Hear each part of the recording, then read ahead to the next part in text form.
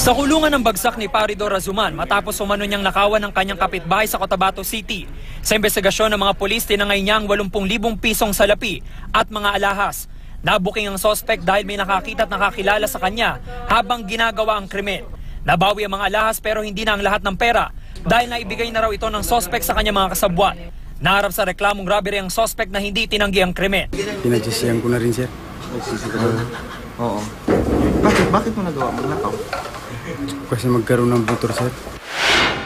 Sa parehong lungsod sa gitna ng traffic, pinagbabaril ng di pa kilalang salarin ang 3 pasahero ng isang jeep. Patay ang 2 sa mga pasahero na sina Al Jade Onson at Nasser Taug, habang sugatan naman si Johari Abdullah. Ayon sa iba pang pasahero, kapwa pasahero nila ang salarin. Narinig ko yung putok. Tapos, kala ko wala rin, hindi dito sa sasakyan ko, yung binaril. Yung pasahero ko dito sa front, nagsabi, dito pala yung binaril sa loob. Iniimbestigahan pa kung anong motibo sa krimen. Nasa gate lang ng kanilang bayang Canadian na si Barry Gamon at ang asawa niya si Luz Biminda nang pagbabarilin sila sa Batangas City. Dead on arrival sa ospital si Barry habang sugatan naman ang kanyang misis. Sa inisyal na investigasyon, 2 salarin ang nasa likod ng krimen. Agad silang tumakas matapos ang paumaril.